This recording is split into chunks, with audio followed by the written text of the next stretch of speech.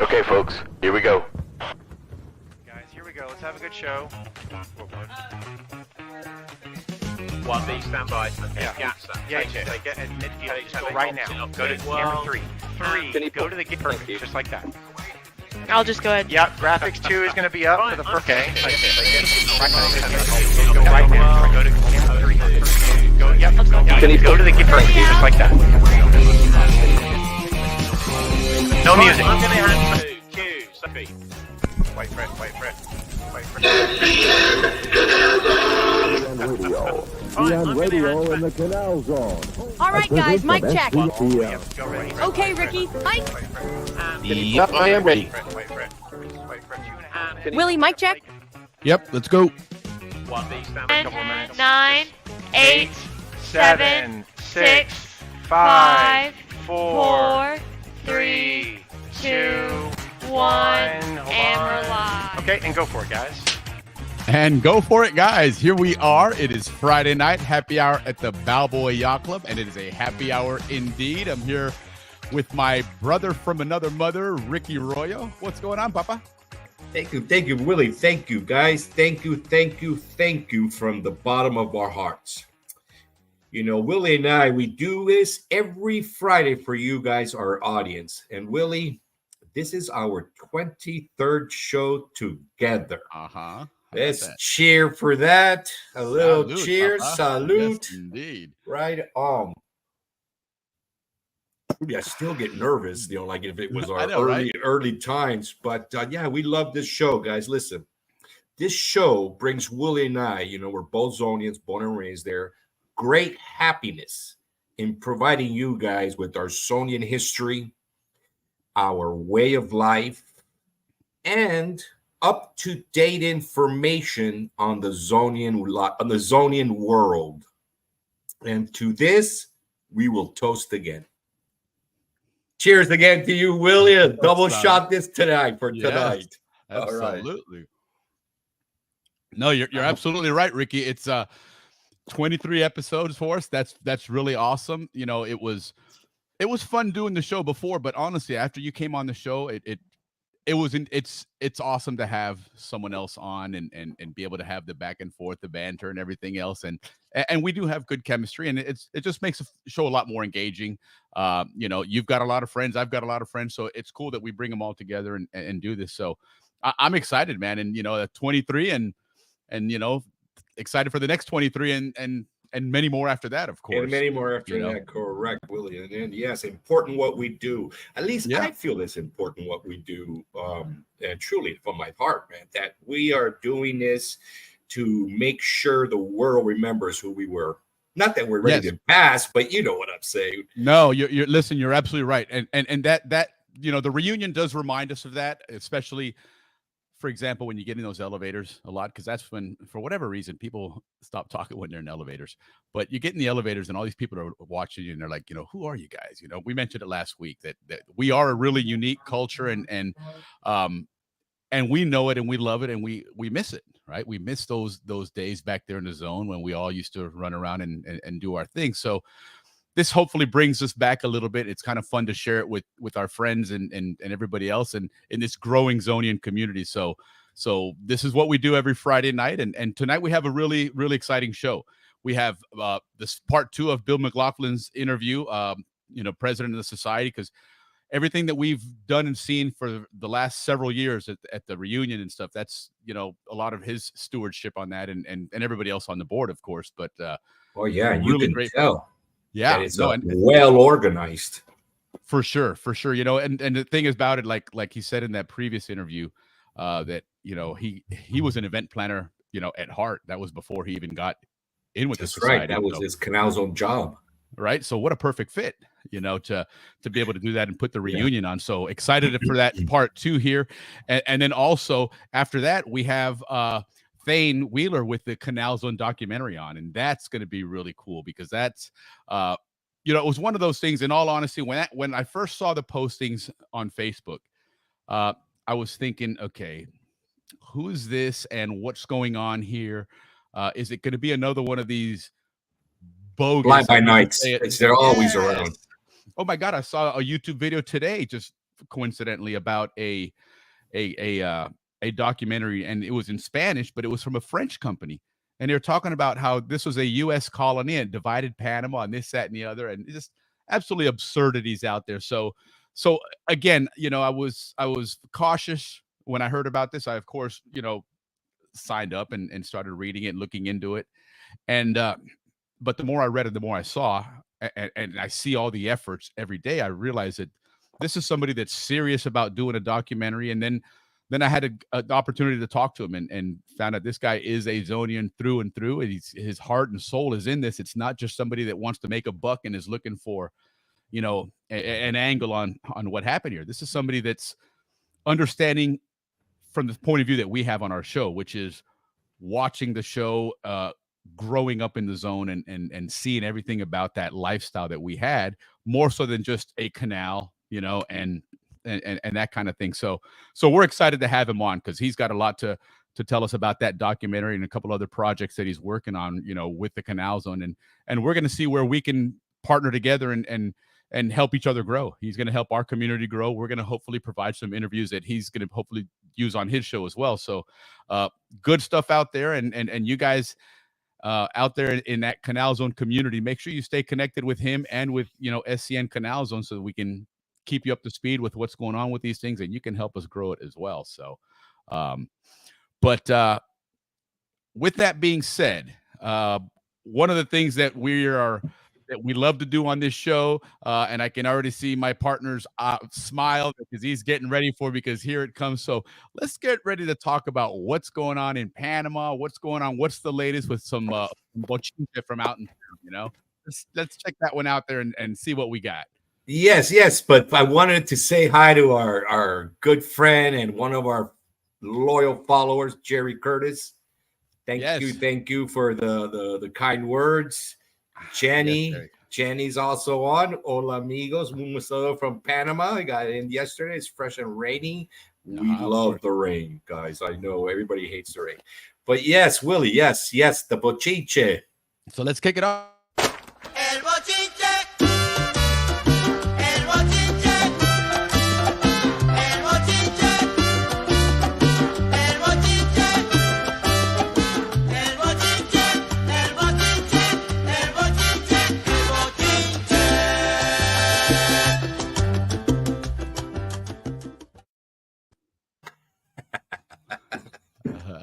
You love that. Absolutely love that, man.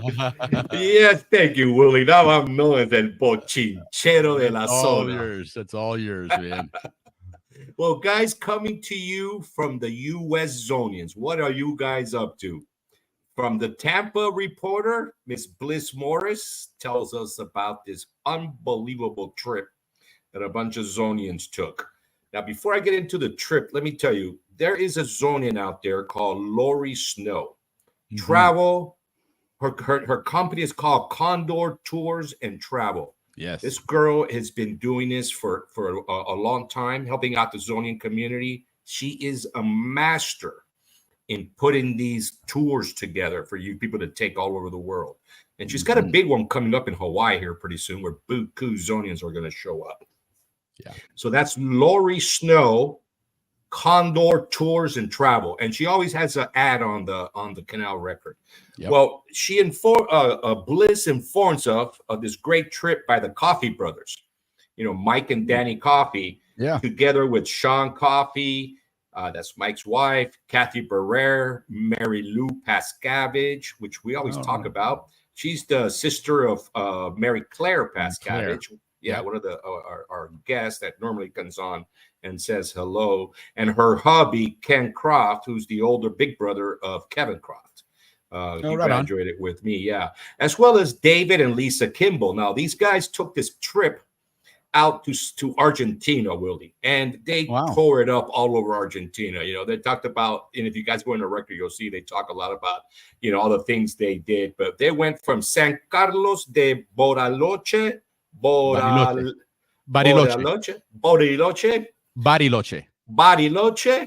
I've heard that. Yeah, that's a big skiing place down there.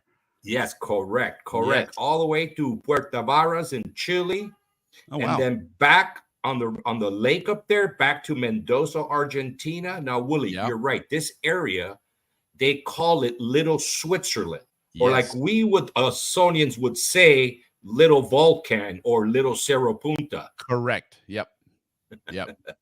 Yeah, well, that's this tour these guys took. They had a great time, guys. Again, Lori Snow, Condor Tours and Travel. Right Look on. her up. Find out if you want to take a really brutal trip, Africa, Europe, Japan, whatever. She'll set you up with that package. All right. Also coming, because we're going to stick to Tampa. Also coming from Bliss, because he's also a very good friend and we love her to death. Johnny McGee and Mike Young, class of 76. They went on this amazing 60-mile snowmobile tour. 60 miles. That's like, wow, from the causeway all the way out to the furthest point in Cristobal, whatever break they out there, because it's normally 50 miles, so we got to get that extra 10. Yeah. To get to 60 mile on snowmobiles. Bro, Wow. they did this. Yeah, they did this through the Yellowstone National Park.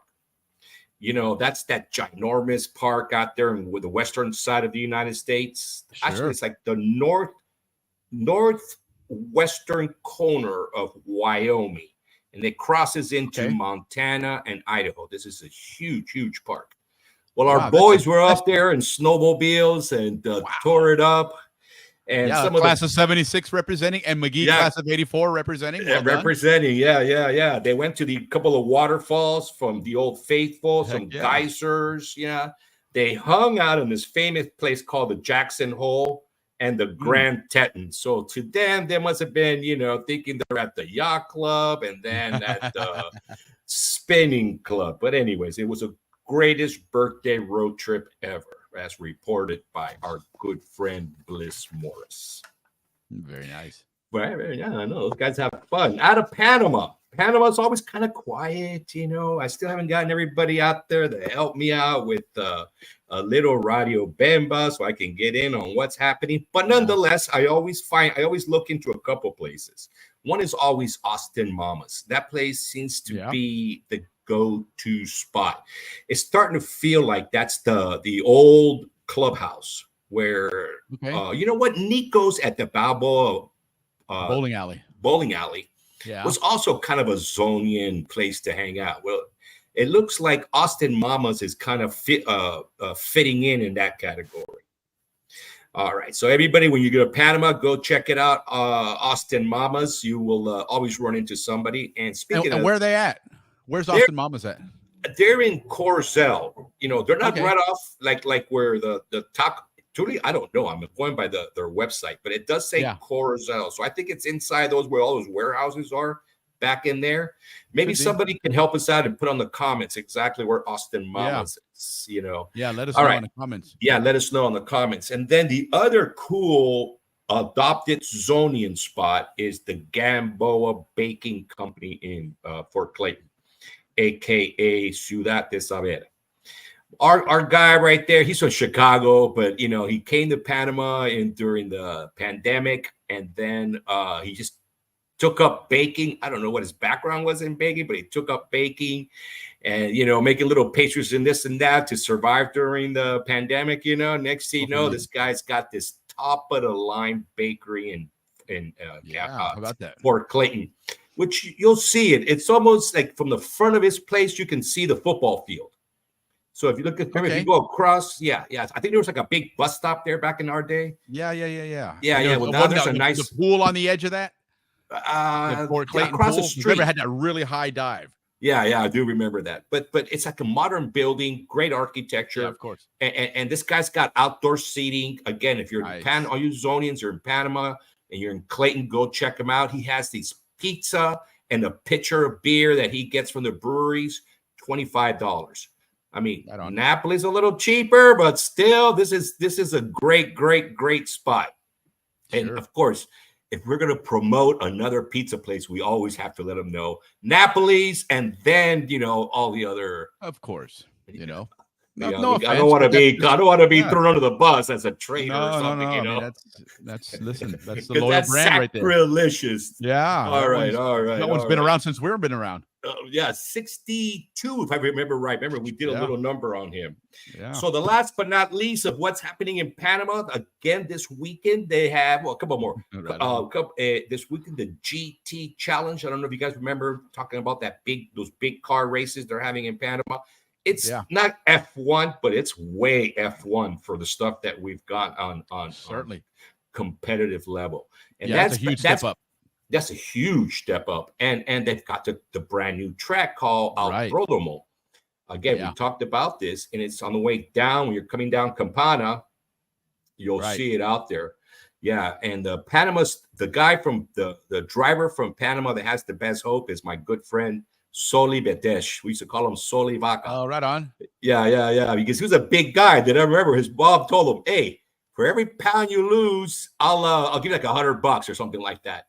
Oh man, that guy took on that challenge. He's not fat anymore, but he was when we were young. He took all that challenge. He ended up driving a Cadillac. Nice.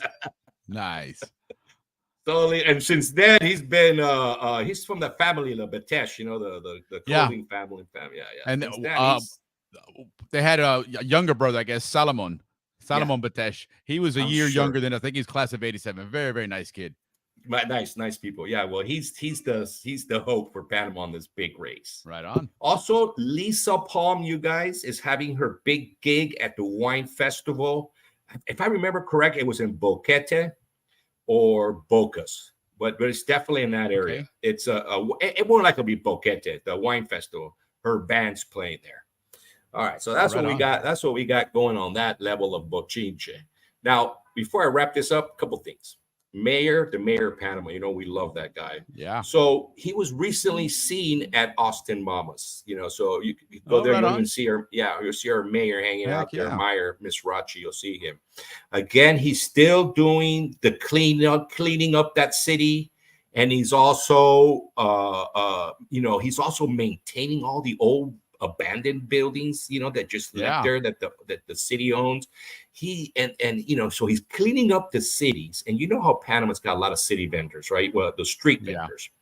So he's rehabbing all these buildings, Willie, and then he's housing those the street vendors in there.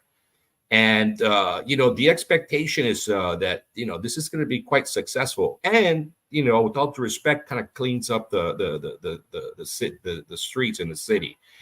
So our mayor, congratulations, and a little cheers to our mayor, because we were behind you and we give you all our support. Yeah, to make Panama. Yeah, he says to make Panama brillar. That's what he says. Beautiful. Mm-hmm.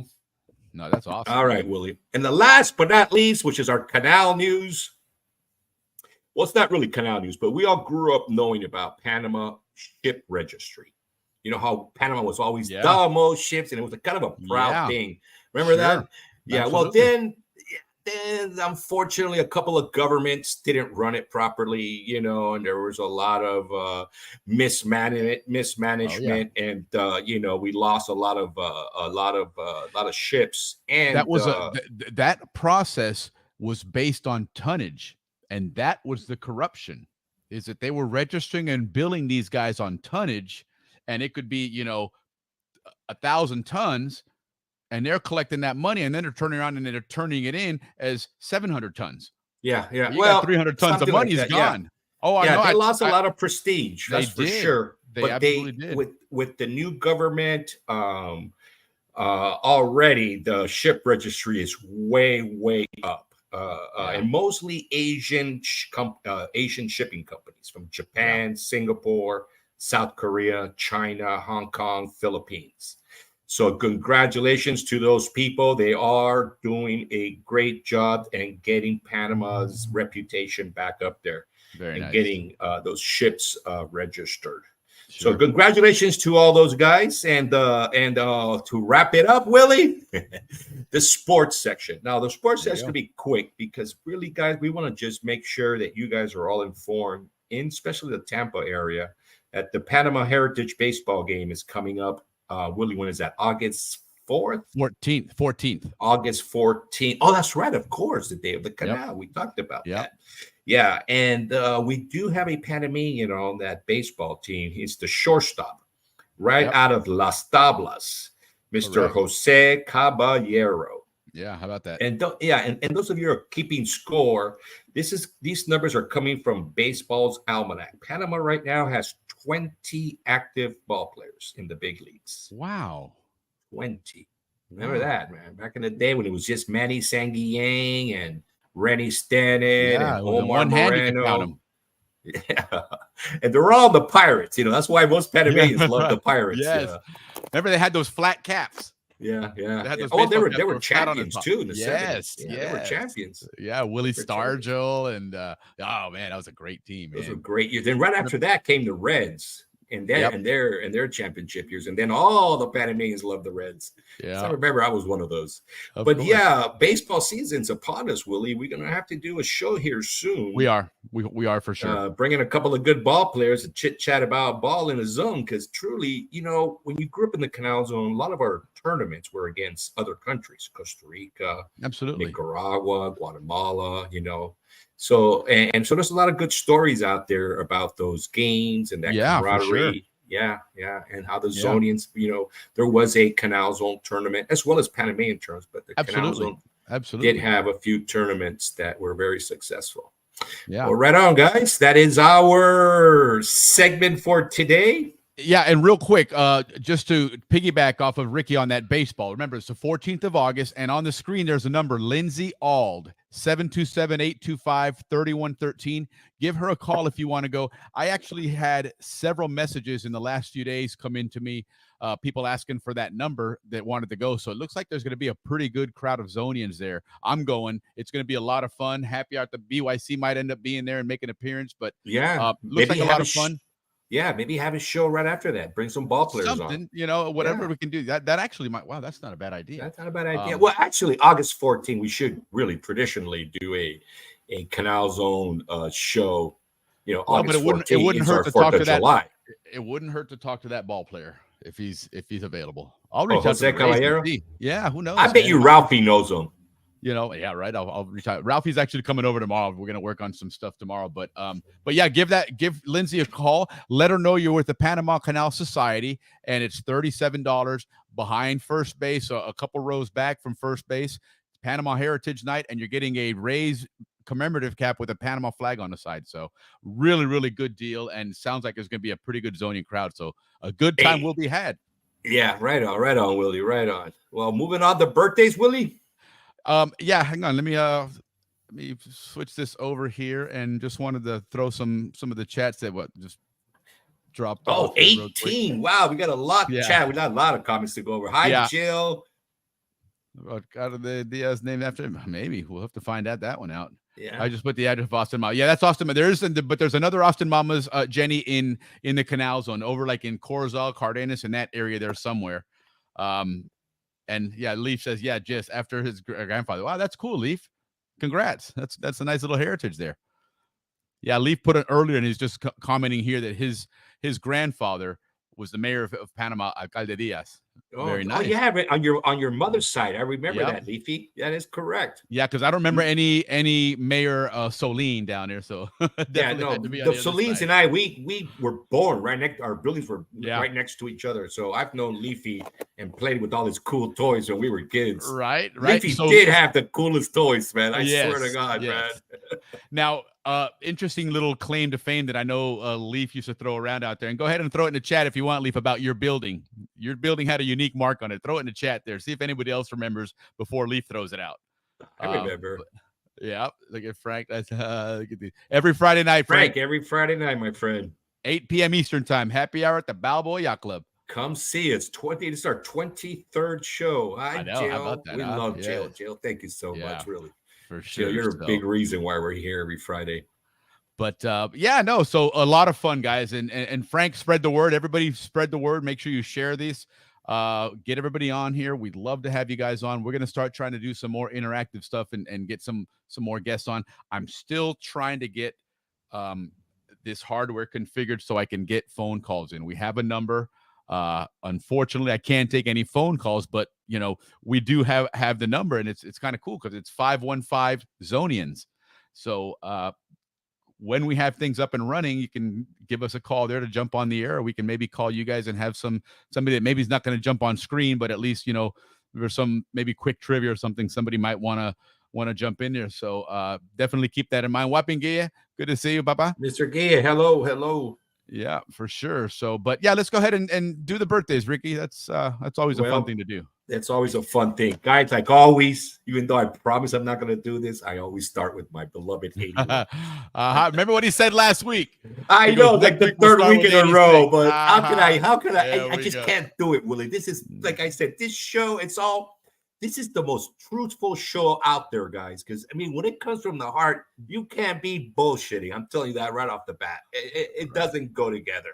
When it comes from I the heart. I got Right. you. But you So, did promise. 81ers. We're gonna hold him on to it for next week. Then we'll see. 81ers, because that's who I am. That's who I am. Well, Peter Chen, great guy. Linda Davis, John Melendez, great hello to him. He's doing a good job in Hollywood. He gets into a lot of movies. I mean, like on Star Wars, you'll see him. He's on those movies. You know, he's just one of those guys that I guess they call them extras, but he's on all of them. He's always gets selected. Like he does the teachers, the policemen on the Star Wars. He was one of the guys with the robes, you know, etc. Right, so he's pretty cool. Happy birthday, John Melendez. And Connie Pincus, very, very good friend. Susan Sauce. Her brother played with Roddy Underhill, lead guitarist. He's a rhythm guitarist. And speaking of Roddy Underhill, a big happy birthday to our good friend in heaven, John Winklowski. Yes. So that's what we have for the 81s. Yeah. I don't know if you guys remember John. Good guy in the zone. He was a very good bass player. Yeah. Well, Doris Steele, happy birthday.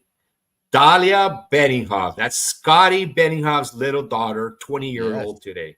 Happy birthday to Dahlia. A couple days ago, but yes, happy birthday. Happy birthday. I love that. That's my mom's middle name, Dahlia. Dahlia. I only know one Dahlia that I've ever met in my life in Puerto Rico. Good girl, good girl. Patty Cows, second time we wish you happy birthday, Patty. That's right. So I hope you had a great birthday.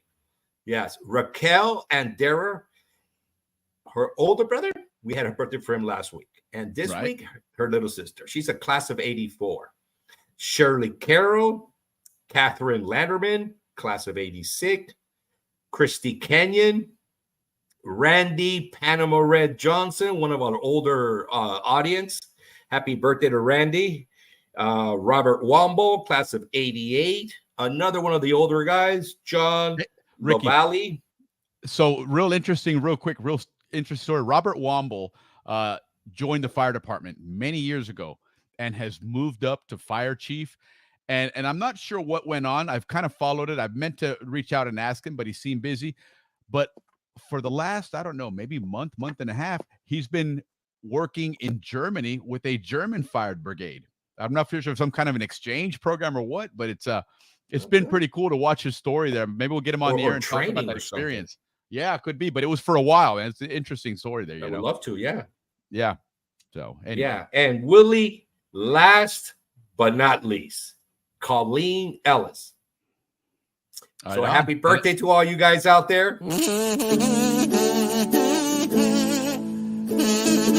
birthday.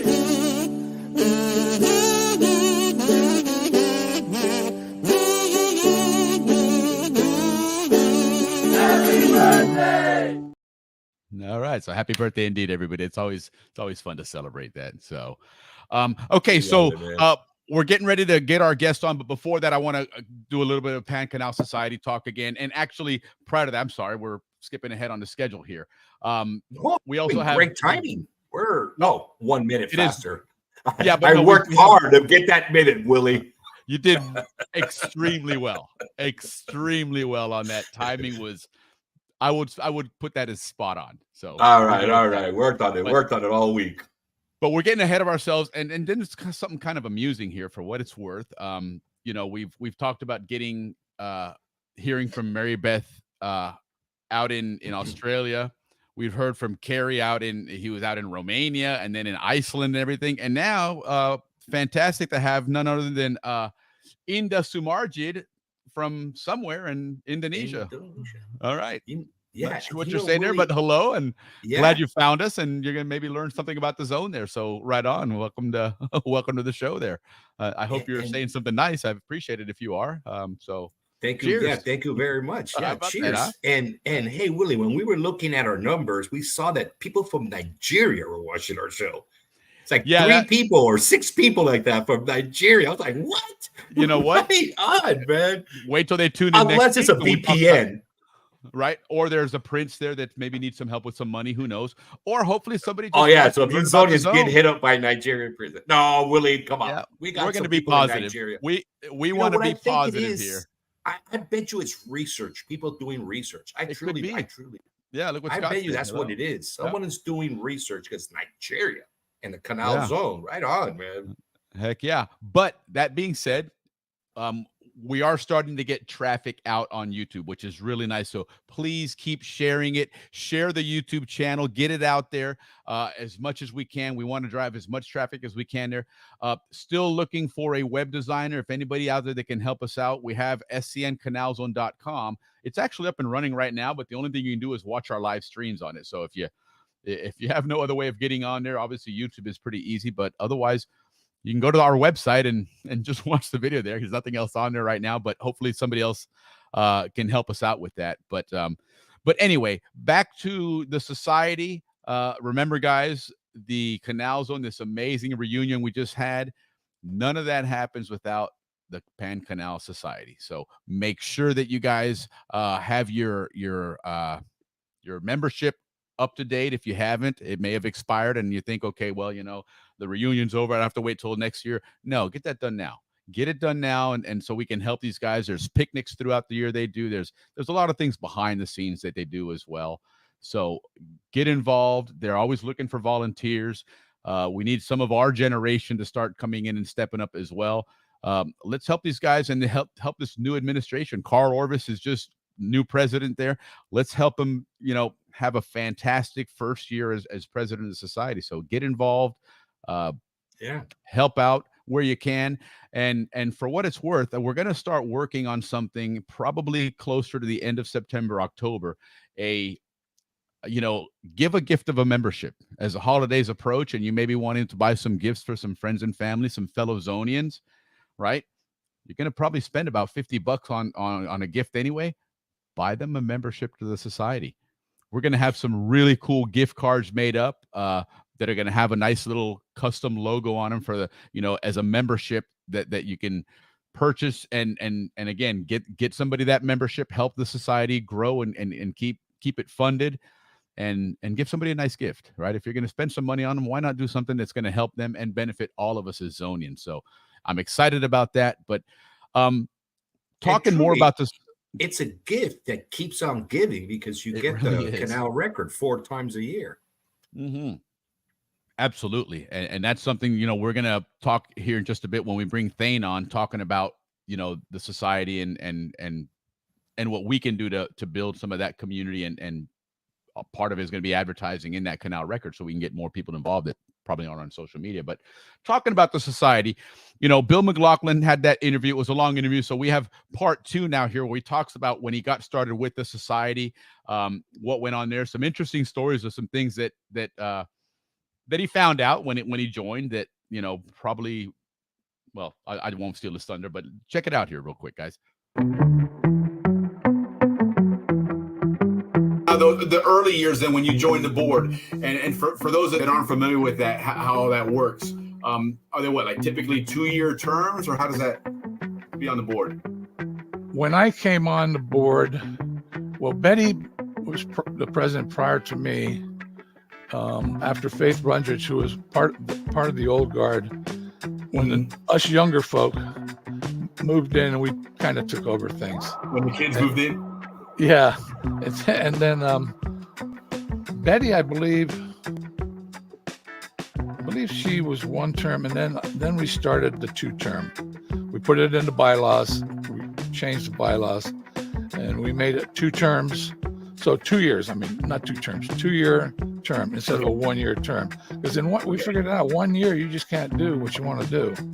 Sure. You have your goals, you have and everything else, and by the time you figure everything out, now your term's over. Yeah, right. So they've been 2-year terms ever since, and they will always be. Now you coming up the ladder. I served 2-year term from 2001 to 2004, and then there were several other presidents. Then Tom Wilder came along, and nobody wanted to take over the job as president. And this is a typical thing. And Tom ended up doing 6 years, so 3 terms. So he was a long-standing, long-term president. And then here comes it again here in 2020. I get a frantic phone call. I was actually in the parking lot of Walmart, and Mike Coffey calls me and says, "Bill," he was the nominating chair then, "nobody wants the job." Why are you calling me for it? Yeah, right. I said, "Well, I'll do it, Mike." And so 2020, I got the job, and then nobody wanted it the next term. So from that was 2020 through 2024. So that was 4 years or 2 terms. So right. Tom and I are tied with three terms. Okay. We always joke about that, but that's a long stretch. Sure. But this last stretch has been good because there was a lot of cleanup that needed to get done. A lot of things, insurance business, monetary businesses, a lot of nitty-gritty stuff that nobody really ever looked at. Sure. A lot of administrative stuff. Yeah. And sure enough, like for instance, we have an insurance policy. Our insurance policy covers the office and what's in the office. Okay. Everybody was using that insurance policy to cover the reunion. Oh no! Oh no! Oh no! And oops, that would have been a bad surprise if you had to try and use it. Yeah, and even the board. People always ask, "Oh, is the board bonded?" And, "Oh yeah, it's bonded." It wasn't. So I took it upon myself and my co-board members, and we did research, and we're insured now. Okay, so because every year at the reunion, the bands, especially performers are supposed to, especially if you're on the stage, have a certificate of insurance. Okay. And most of them don't have it, and some of them are members, and we say, well, since they're a member, we let them do it. And I got too nervous with that. So sure. And it doesn't cost that much money. It was like $150 to get a policy for the event. The short-term event plan. Yeah, certainly. And then the same with the board. Now the board is bonded, you're out. So those were things that I felt good that were cleaned up, and I can walk away knowing that they're done. Yeah. And so just need to continue on with the. Yeah, no, exactly. Now, so you're on the board, and then you become president. What's that first day like when you walk in? You're like, all right, what do we got to do here? It's luckily I paid attention to what was going on. The one thing that used to drive me crazy, I was working full time at the college, and the meetings were held on Wednesdays. Board meetings, and I took leave and to go down to the meetings. It used to drive me crazy. And that was one of the first things that got changed when we took over. The meetings go to Saturday. I don't know, but the old guard, they liked it on Wednesday because I guess they liked their weekends, but they were retired, so I don't know why they. Anyway, maybe because they were retired and they had time during the week where everybody else is. Oh yeah, right, exactly. So what I did is I picked the former president's name, former board members' brains. I read all the old Canal records, and then Nancy Van Sicklen, God rest her soul, and Betty were my mentors. I got a lot of my information from them because they've been in office for a long time, or in the organization for a long time. So that's what you got to do. You got to absorb. And that was my first experience. It was just learning. And the day they said, "Well, you want to be reunion coordinator?" I said, "Sure, that's right up my alley. I can do that." They handed me a loose leaf binder that Faith Brundage had, and that's all it was. I opened it up, and it was like a scrapbook. Nothing in there.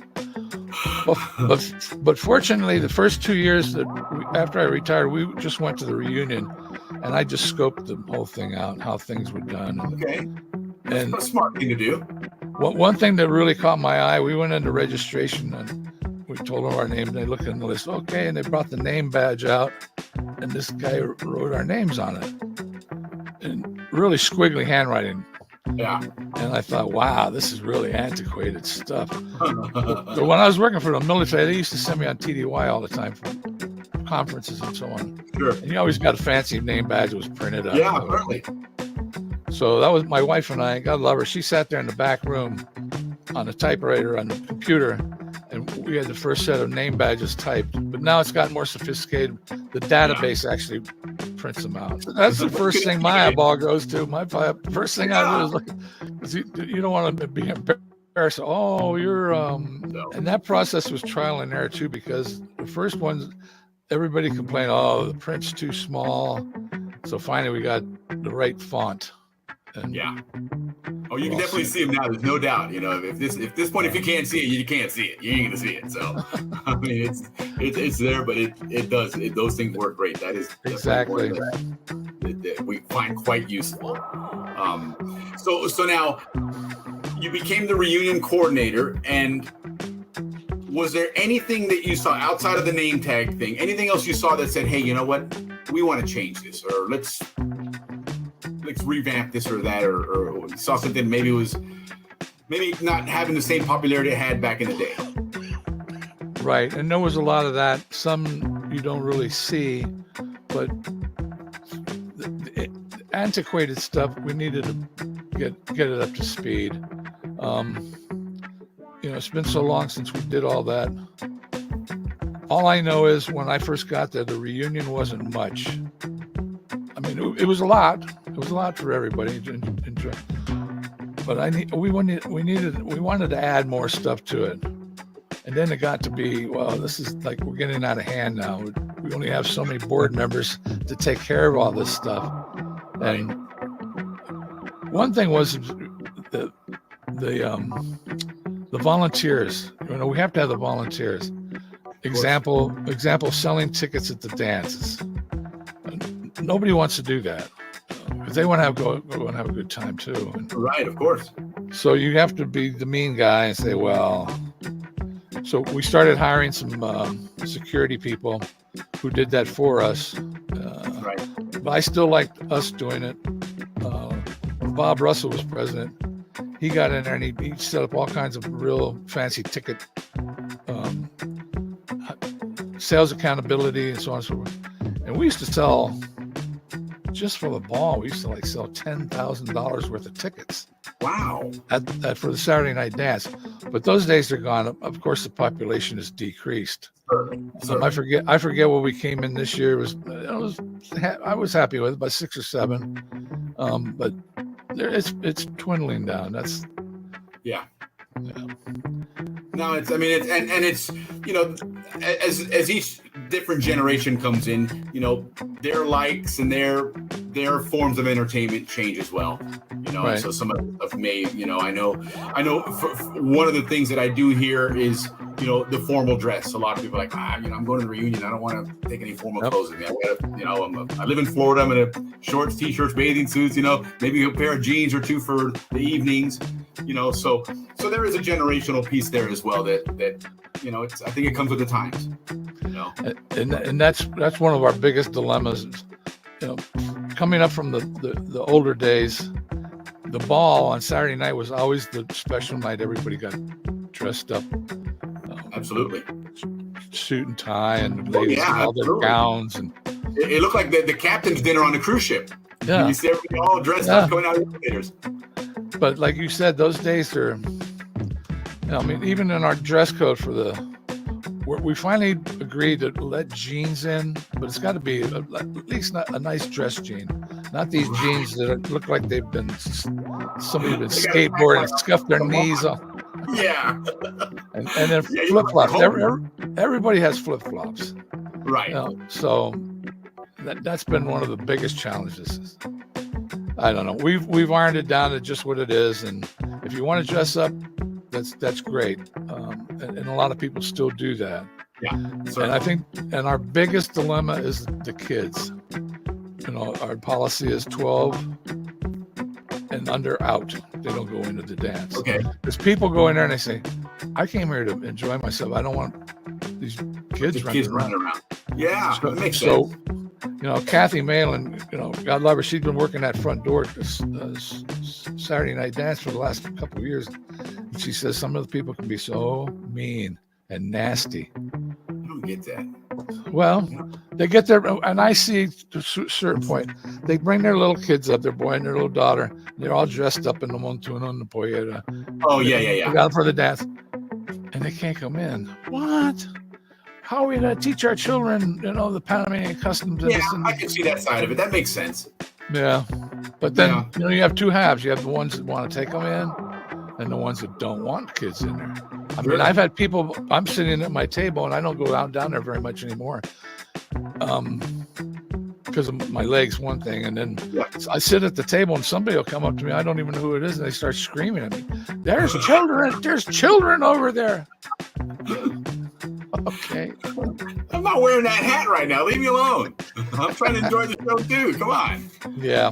Right. Yeah, I can understand. And, you know, the ball, you know, you got to buy tickets for it, you know, and so you're paying decent money. You want to have that ball experience. So sure. I can see both sides of it, but it's one of those, you take the good with the bad, I guess. You just roll with it and move on. And there's one thing that we've done, and that's with we had the Thursday night dance. That was just we first tried that. It was a battle of the classes, CHS, BHS. That was the first year we did that. And it went over well. And through the years, Thursday night dance became popular. And we said, well, we can't man it. We don't have the bodies to do it. So turn it over to a class reunion. And they've been doing that for years now.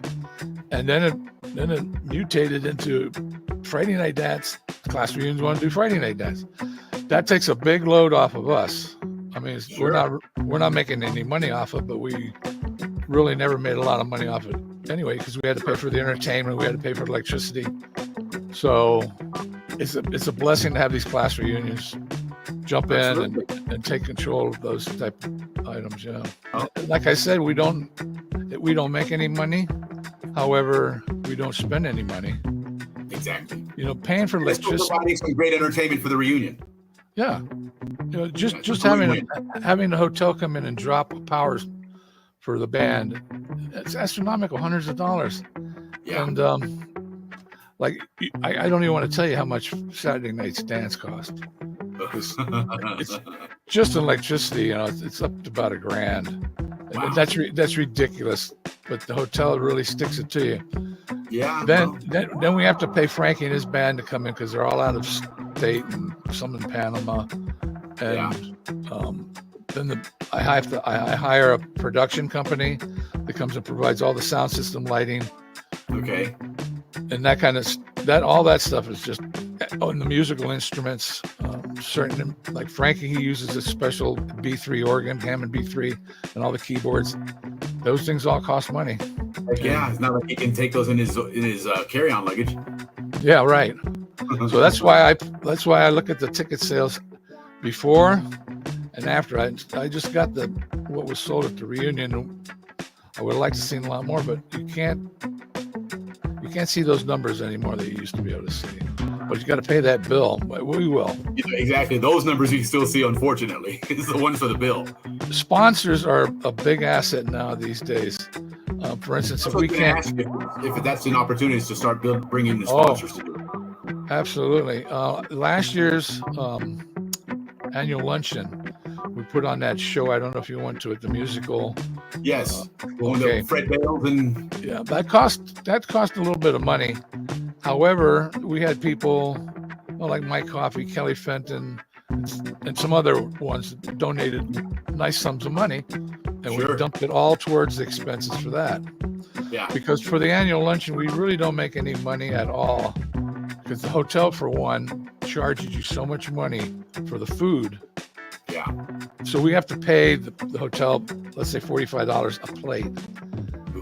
And we have to charge the member at least $45 to go in there. So we charge them a little bit more to help cover something, and that chases customers away. Of course. Attendees.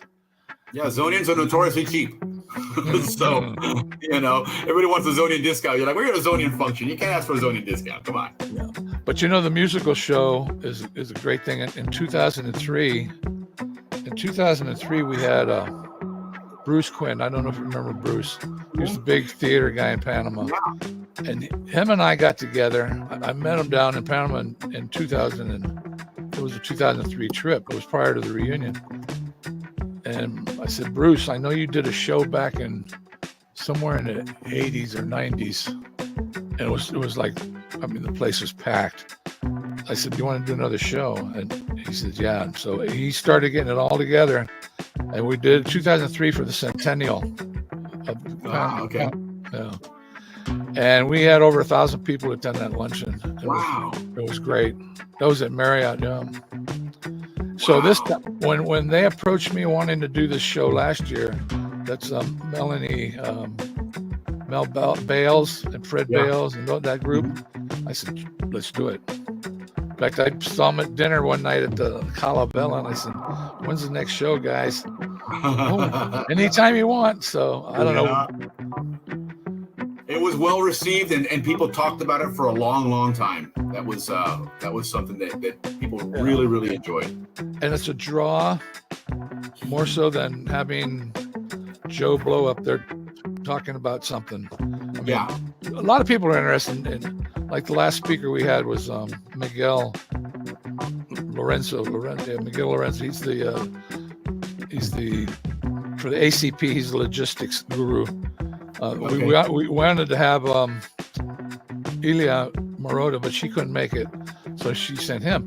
Very, very smart man, and he had a lot of good knowledge. And those people who wanted to know that stuff were appreciated.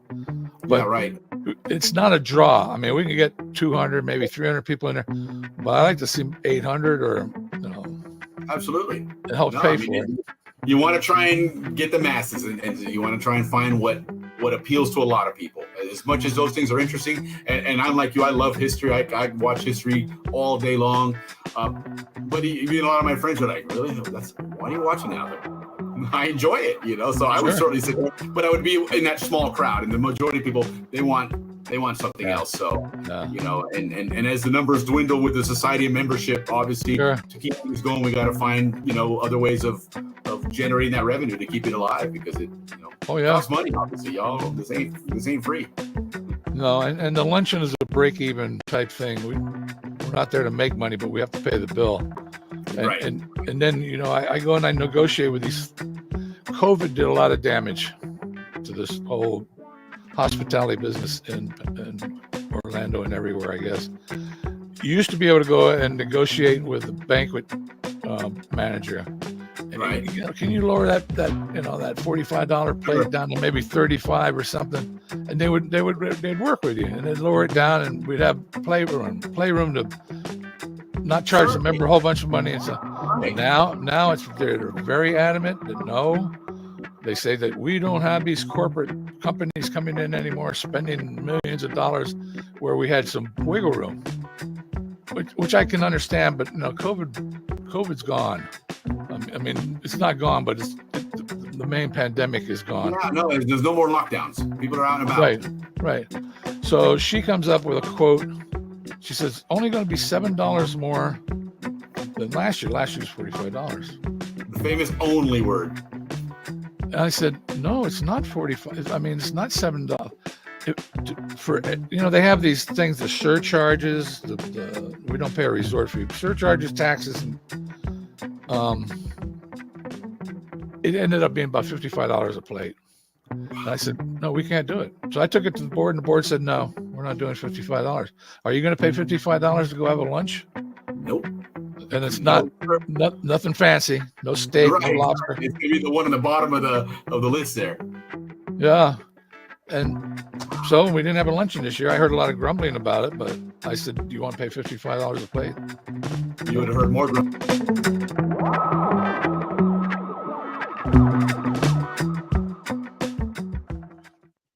So there you have it, guys. That was part 2, right? It was, yeah. It gave us a whole new outlook of and just a small portion of what the reunion is and everything that goes into that, you know. And yeah, I mean, so that's why it's amazing when you're there. You totally see and feel how well it's organized. 100%. And it almost looks like it's way too easy because of the great job they do. Correct. Yeah, man, yeah. But that's what happens when you have somebody that's you know, comes into this, you know, having an event planner background. You know, it's absolutely fantastic to have someone at, you know, running that, because then of course with all the other volunteers and stuff, which goes back to what we were talking about prior to, you know, to this interview coming up here, is the importance of supporting the society, because this is what they're involved with and doing, and it's a lot of work and whatnot. It's a lot of work, you know. It's an effort. It really is. For us, it's an effort, but because, like, again, it comes from our heart, it's no big deal. But you know, yeah, any of these things, you have to be grateful. You know, that this community keeps it all together. Right on, Willie. Sure. Right on. That was a good piece. I learned a lot, and it kind of goes back. Yeah, it goes back to what we always promote here. You know, the more the better. You know, not minimize who we are as Zonians, but expand. 100%. We are as Zonians. 100%. So what we're gonna do, we were gonna go ahead and play a video of Alex Reyes' song, but we're going a little long here, and I know that a lot of people wanted to listen to what Thane has to say about the Canal Zone documentary and ask questions and whatnot. So we're going to go ahead and bring him on real quick. But real quick again, guys, there's a Canal Zone reunion coming up in Panama in January. We're tentatively have folks from the class of 85 are going to be joining us, along with Alex Reyes, who's putting it together, and that class is going to be one of the anchor classes, I guess you could call it. Last year, the class of 84 had a huge showing. 100 plus people showed up from that class, which was really cool. So we're going to have those guys on to talk about that here in a couple of weeks. If you want to go down there, there's still room at Andrew Eftimides' Cascadas Lodge. So take a look at this short video, check it out, and then go on their website, Grupo, I always screw that one up, Grupo Istmo, whatever it is, but nonetheless, you'll see the number on here. Give them a call, guys. He's got an awesome property there, great pricing, and there's still some availability for January. It's walking distance from the reunion in Amador. So check it out, and then we're going to have Zane on. So stand by, guys.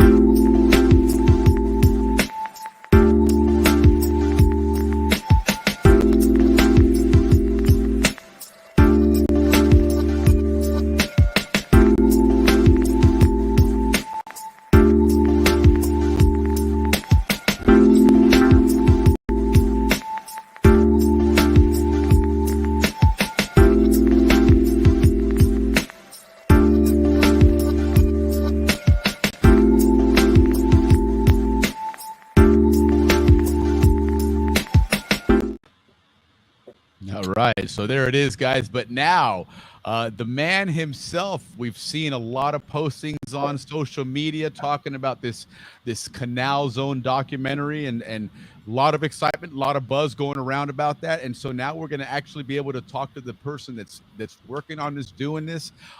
Thane Wheeler, welcome to the happy hour at the Balboa Yacht Club. Hello, Thane. Yeah. Cheers. Little cheers for our guests. Yeah, thank you for coming on. Absolutely. So welcome, glad to have you, man. Absolutely. Yeah. So you know, this documentary is really exciting. I talked about it prior to Bill's interview, and talking about how one of the things that we've discussed here on the show, especially when we talk about our history shows with Dave Dahlstrom, which is next week, by the way, guys. But we've talked about a lot of the phony Canal Zone stories that are out there, the phony Panama Canal history stories, and there's also some real ones, some good ones out there as well, you know. But the truth of the matter is that the stuff that's out there is how the canal was built. It's 50 miles. You get in the locks here, they close, the ship raises, it goes over here, all that good stuff. But what none of these documentaries ever cover, which is kind of similar to what we do here on our show, is actually talking to the real people. What was it like being a Zonian and growing up in the zone? Because, you know, you can find any YouTube video on how the canal works, but this is a story that Thane's going after. And so, man, we're thrilled to have you on here. Tell us about this documentary real quick, how that got started, and actually tell us how you got started first, so that people know who Thane Wheeler is. Yeah, let's see here. How I got started first, like in Yes. Yeah, with, give us with the background. Canal Zone, or what are you talking about? That whole story. Give us the The thing. whole story. Oh, okay, all right. Well, let's see here. I moved down to Panama in '81, actually. So I was like 11 years old. Started up at 5th grade there in Balboa Elementary, and I was just always drawing, painting, that kind of stuff. Getting into mischief for sure, and you know, um, and then we had to leave in '88, so we had to leave kind of quickly, and went up to New York. But then, I continued on with my art interest. Went to school and went into graphic design and illustration, and then into film. So, and my goal was to actually go work at Disney or DreamWorks. But life kind of changes. You kind of roll with that, and I left California, and ended up in Idaho. And now, what kind of degree did you end up with? As far as I have a master's degree in film directing, and then a bachelor's in illustration and focusing on entertainment, and then an associate's in graphic design, illustration. So and anyhow, I got into photography, became a photographer for a while, and went back into film. And then I also been teaching at different teaching at different colleges and universities as well. Right. So that's kind of my background, being in Panama for about 8 years. Yeah, 7 years, right? Okay, and somebody in the chat, Leaf Soline's asking if Jane Wheeler, is that your sister? Nope, Jane Wheeler is not my sister. All right, there you go, Leaf. Sorry. I have one sister. Her name is Shireen Wheeler, and she's the youngest. So, where in the zone did you live? I live in Quarry Heights. Thank you. I skipped right over that. Yeah, up on Quarry Heights, up on Ancon Hill. Used to walk all the way. A lot of walking up and down that hill, those steps over there on the admin building. So yeah. And then you went to Balboa Elementary? Balboa Elementary, then Grundy Junior High, and Balboa High School. Right on. That's as zony as you get. Yeah, right on, for sure. So yeah, and I did a few classes at PCC, just to see if I could kind of get out of high school a little sooner, Right, of course. But I was not very studious, so that was not a very good idea. So, but hey, I went there for a little bit, just a few classes. Right. So, yeah, it was great. I mean, out of all the places I lived, because my father was a soldier, the only place that stood out was the Canal Zone. That's it. Right. That's it. I mean, I grew up as a military brat, and really was from nowhere. I was born in California, but I didn't mean anything to me. I didn't live there, and just bouncing all over the place. But 7 years in the Canal Zone, it is a magical place. It's just a very different, and it's just always been home in a sense. Yeah. A lot of military folks have said that they travel around. They've been in different bases all over the world. Some exciting places, some cool, special, unique places, but they're all way behind Panama as far as the place that you really considered a place that you'd be like, okay, right on. I thoroughly enjoyed living here. Exactly. I mean, like I lived in Munich, Germany for 3 years, and that's right. Nice little stint there. I mean, it was great. Nothing against Germany, but it was just a place, I stayed, and like any other places I've stayed. But Panama was not that way at all, at all. So, yeah. Now, one of the things that you mentioned when we did show prep was one of the big things us as well, we have to do is build community. Yes. Which I thought was an incredible topic. We didn't touch much on it because we wanted you to surprise us. But let's talk a little bit about that. What exactly do you mean when you say we need to build community? Well, I think, for starters, there's no more Zonians coming up after us, right? This is it. And so, and we're kind of scattered. the canal zone no longer exists at all in any form, really, other than within our hearts and our memories. And we need to kind of start, we need to unite and come together. And that's where it was coming to, I kept thinking about where's the records, where's the history of the canal zone that I know, where are those experiences that, we share on social media, and it's nowhere, every video that you watch talks, it might kind of briefly go over the canal zone a little bit, but it's mostly about building, the canal and anything related to that. And I haven't seen anything where it comes from an actual Zonian. Right. I agree. No, I've never seen one.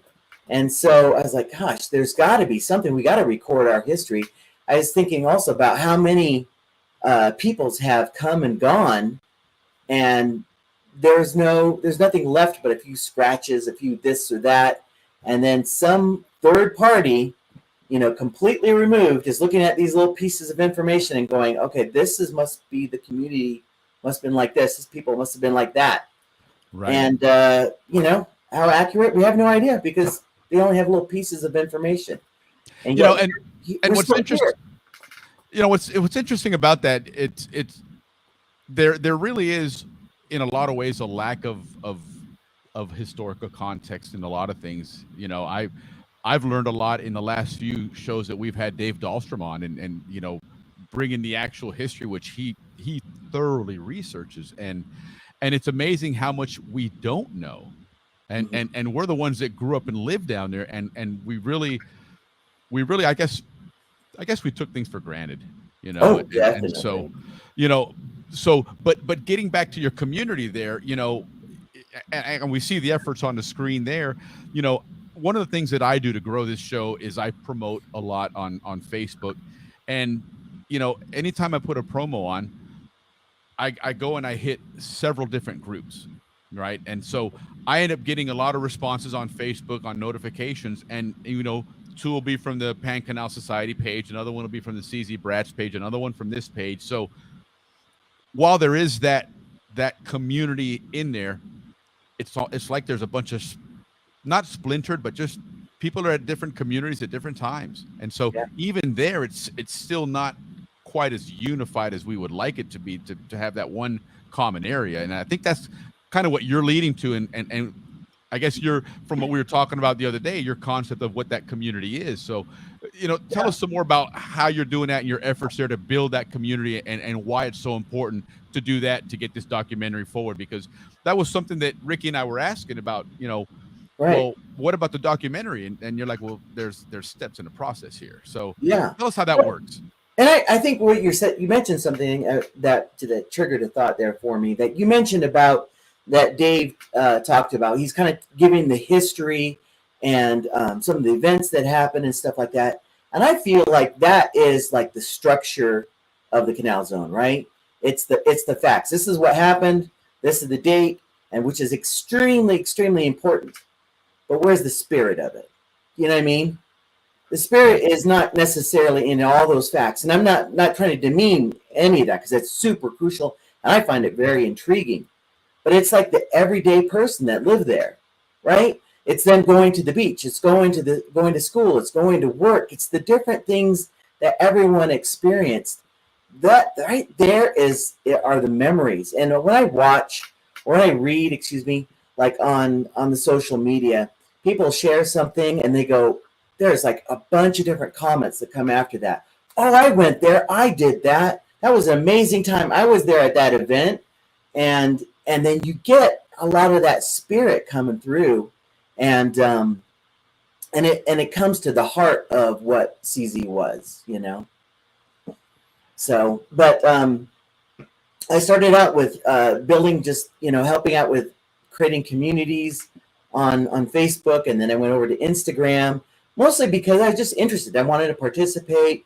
And I just felt like, oh, well, there needs to be, probably this type of niche. For example, like how about Dodd schools, and there's a few other ones out there as well. And so I started kind of just building things and just sharing, and I'd find a photo and share that, and just read the comments that come after that. I just thought it's just really interesting communicating with all these people that we share a common love, Right. and regardless if you were there in the 40s, the 50s, the 80s, the 60s, whatever, it's still connected, and I don't know of another place like that. Right. And well, and to your point too, when you follow that timeline, people in the 40s, different lifestyle, similar lifestyle, right? There's a lot of things that were very similar as Zonians that go back many generations. And there's other things, obviously, the different eras and how that paralleled maybe life in the United States, but still being in the canal zone and having that spirit. Yeah. And then, when you talk about, for example, what Dave brings to the table, which is very factual, a lot of good information there that to your point, it's valuable information. It's necessary because it gives that context or that structure. Yeah. But you look at, for example, where Ricky and I grew up, right there in Balboa on Barnaby Street and El Prado, right? Everybody sees that, and there's those buildings, and we love those buildings. Somebody outside of the zone's like, okay, they're all looking the same. They're white and they have these red roofs on them. But true. But to us, when you talk to somebody in your documentary, that's where you're going to understand why those buildings are special and why it means something, when to everybody else it looks like just a really generic row of buildings. But there's a story behind that, and I guess that that is the best way to put it. That spirit behind it. So it's very important. Yeah, I think like the historical part and how things came about and the dates and everything, super important. That's your structure, right? And bringing that structure and mixing it in with with the lives of the people gives you a more robust understanding of the canal zone and what it was like. It's really hard to kind of explain it. I mean, if you were to explain to somebody what it was like to live in the canal zone, how do you do that to a person that never lived there? Right. You can kind of talk about the jungle and the weather and the people and this and that, but it comes right down to those stories that we share, and it's nothing funny. like Thinking about that now, and thinking about again where Ricky, you and I, let's go back now to El Prado. Let's go back and see that view there. When you see it on next week when Dave's on here and talking about that, because that's one of the things we're going to talk about is that construction of the canal zone in Balboa, and the purposeful way they put those royal palms up, and that's a very iconic view, those 2 rows of royal palms. So somebody watching a program like that, somebody reading a book on the history of Panama and seeing that picture, they're like, well, that's a beautiful picture. What they see is some beautiful architecture, some beautiful landscape design that's very iconic. But what do we see as Zonians? Ricky, what do we see there? A football field for me. Amen. That's exactly right. That's the spirit of what the Balboa and the Canal Zone was to us. Yes, it was beautiful. Yes, it was iconic. But it was also where we played football, when we ran around under those buildings and the hill there where the admin building is. Beautiful hill, beautiful structure. What is that to us? That's a place you slid your cardboard down or your bicycle and made that jump out towards the elementary school.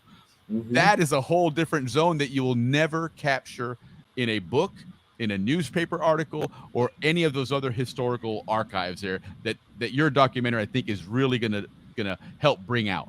Hey, how about one of those big, large puddles in the field? I don't know if you guys did this during rainy season. Oh, you guys go grab skimboard? Yeah, skimboard. Yeah, did you guys do that? Absolutely. Yes. Oh, heck yeah. Absolutely. Yeah, that's the essence of being a Zonian, and that's truly what this is going to capture, and that's why I'm really excited for this documentary and everything it's going to bring to the table. Talking again about this community, what are some ideas you have to build this community, and where can Zonians get involved, and and what can they bring to the table to grow this community? Yeah, I mean that is, to be totally honest, that's the key part. That's the heart of it right there. It without the community, there is no documentary. Because like we're kind of talking about before, we watch these National Geographic, documentaries, which are very interesting, intriguing, and there's, we could go and film, Panama and show some old photos and everything like that, and old videos of the Canal Zone, and it'll be pretty and nostalgic and everything like that. But again, it comes back down to the people. It's what was it like for you living there at that time that you were there? Right. What was so special for you? What did you love? What did you do? It's those personal stories that, like I said, it's the heart, it's the soul of it. And that's what I need to film. The rest of it, filming Balboa High School and, the elementary and the Ancon Hill, all that stuff is, in a sense, what we call B-roll. You know what I mean? It's important and it's beautiful and everything, but it's the stories that are fading, with each generation that passes. Right, and that's Jill brings. Sorry, go ahead. I think Jill brings up a good point here for your documentary. Who would burn the Balboa High School on the hill?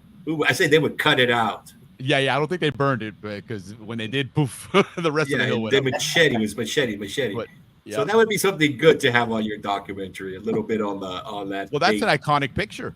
Iconic, yeah.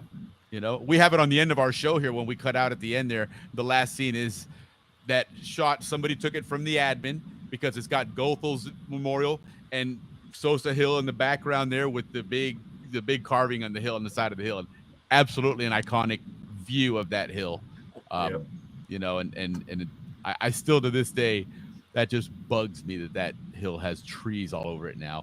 Although when we were doing the interview with Bill McLaughlin, which you'll hear in the next part of it, we talked about some of that stuff in the old zone and everything. And it's true. When you look at older pictures of Sosa Hill, it did have trees on it. So at some point they burned it and they decided, hey, we like this look, and they stuck with it after that, because every year without fail in the dry season, poof, up went Sosa Hill. Yeah, they would burn it, right? You sure would. That was cool to watch, man. I wish somebody would have captured that on video. Hopefully somebody might have, because, that was, talking about fire and stuff. And that's one of those stories. I guess statute of limitations is up on that now. But I lived on Amador Road, and then we moved around the corner to Bamboo Street and Bougainville, the back of that neighborhood there. And my house faced the bay there that you went by coming off of the bridge. And every dry season, I would go down there and I'd light that whole damn, for about 2 miles, I'd light that shit on fire. And then I'd go running home and I'd call the fire department and they'd come and put it out. My dad caught me one time and beat the hell out of me, man. But yeah, so I loved watching that Sosa Hill burn, man. That was probably not a good thing to admit, but I've overcome my pyromania. Okay. I think it's something that we all share. We kind of all did something little kind of, right, questionable there. Yeah. That was mine. So, but I never burned down a house, thank God. Because some of those houses were 100 years old and they were wooden. Oh, heck yeah. They would have gone up quickly. But so yeah, I'm building. I've been building on communities on Facebook and everything, and I've just started. I've jumped over to Google Groups, which is brand new for me. I don't know a whole lot about it, but I was searching like, how can we connect? Because not everyone's on social media, and so the whole Google Groups that I'm doing right now is really new. It's not like social media, it's more like a forum, I guess, in a sense that you can put it, where you can organize a project.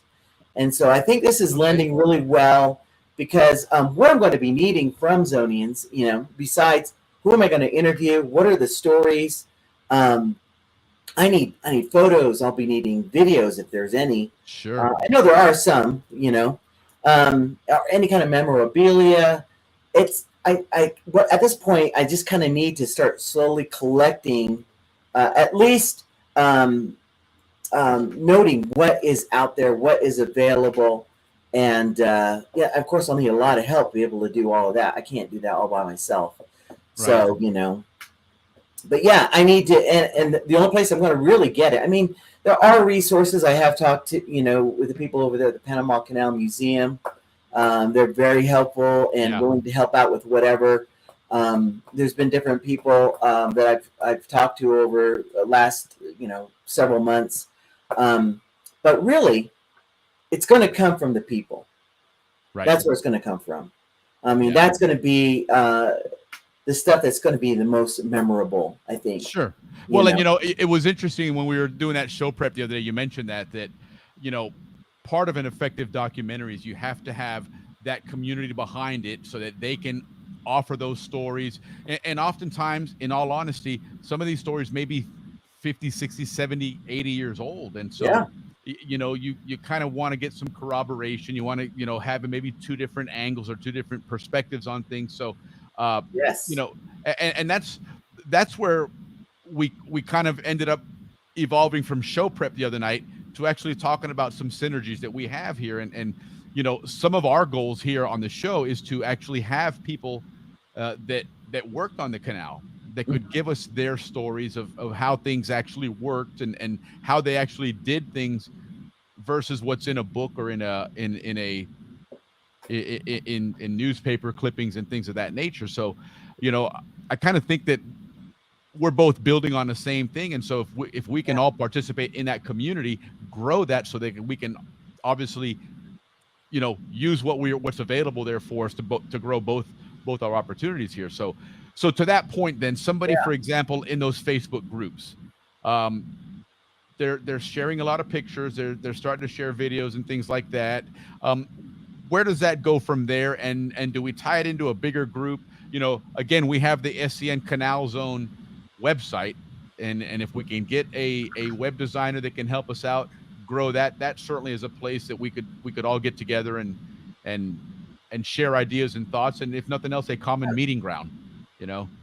And I mean, there's several Zonians out there with different type of talents that could be extremely helpful to whatever project that needs to be created. You've got something that's great that's going on, that's keeping the spirit alive and putting it, you know, content out there every week, which is not an easy thing to do.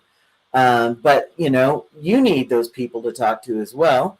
Correct. And what I'm kind of thinking of, you know, for the project that I would like to do is to document this, not for just now, but for the future.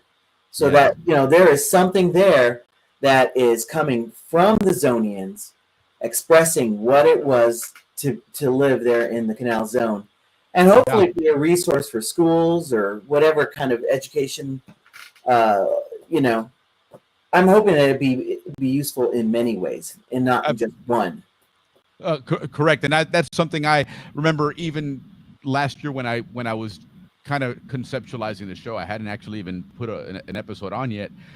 And one of the things that would make me smile either here on earth or up in heaven looking down is somebody 50 years from now, you know, maybe using some of either your interview or my interview to use that as part of their dissertation for a master's degree in history or something. And that would be really cool to be able to participate in providing somebody something of value, you know, way down the road when we're gone and when we're the last Zonian is gone, and yet there's still a story out there, there's still a voice out there, and there's still a life behind it. So you know, exactly. That's what makes me excited more than anything. And that's why when we talked about it the other night, it really made me excited to work with you on this, because that really is a common goal we have. And that to me ends up being just passion. And so, you know, I think we're going to have a lot of fun doing this and a lot of success, you know, both of us growing our projects and working together where we can, but, you know, looking forward to supporting you on this. In the audience, guys, any questions that you guys have for Thane here? I saw that Andrew had a question out here just a moment ago. When is the project getting started? Great question. Thane, what do you got going on there? Well, you know, I'm the kind of guy that just wants to jump right into the project, just get my hands dirty, let's get moving. And I've had some really good friends like Alex, who's like, Thane, you got to slow down a little bit. And he's absolutely true. And the thing is, the community has to come first. That's where it has to happen. We got to come together first in a way that we're communicating and where we're starting to share, like, okay, I've got these photos, I got this video, because I need to know who am I going to interview. And we need to represent people. You know, I lived on the Pacific side. What was the Atlantic side like? You know, Correct. Yeah. What was it like in the 50s or the 60s or 70s? You know, and same thing with the Pacific side. How about 70s and 80s? Yeah. You know, or whatever. We need to try to. I need to find different people so that we can give what we say more of a kind of a robust idea of what it was like to live in the Canal Zone. Sure. Not just coming from one group of people, but multiple. Well, and to your point earlier, and from just a logistical standpoint, a lot of the folks that we want to talk to, which again we have a common theme there, is talking to the people that did this, that actually worked in the zone. Yeah. All of us here that are on right now, we grew up in the zone. We didn't work in the zone. That was a generation before us. Point. Yeah. Right. That's and true. that's a whole different story. That's why, working on the Canal Zone Police show, which Jill was mentioning just a moment ago, absolutely they were extended parents, right? And those, seeing those folks at the reunion again this year, it's still that same feeling of back to what you're saying, Thane, is that community, on a different level here. But those stories were going to be fun to capture, but we need more of those kind of stories. And a lot of those people that we want to talk to, if we don't find them at the reunion, where do we find them? Right. They're not always on Facebook, although a lot of them are, but they're not always on Facebook. They're certainly not on Instagram. Guarantee you they're not on TikTok. So, the reality is, where do we find them? A lot of them, the Canal Record from the Panama Canal Society is probably a place where, as I've talked about earlier, start really getting involved with the record in the society, and we start buying a full page ad every episode or every issue to get people to sign up, start building an email list. Exactly. But where you guys that are on social media right now can help out is help push this message out. Send it out to you. If you have an email list of Zonians and family and friends, and certainly if they're that previous generation, send them these things. We can put together maybe an email packet that we can start sending people out with ways that they can sign up and get involved. Yes. To be honest, just an email address alone is great. That can help build a big database that we can start reaching out to people. We can start, our Atlantic siders are over here, Pacific siders here. Maybe by jobs, by eras. There's a lot of ways that we can start helping to build that community. So guys out here, if you're listening to this, stay tuned at SCN Canal Zone on Facebook.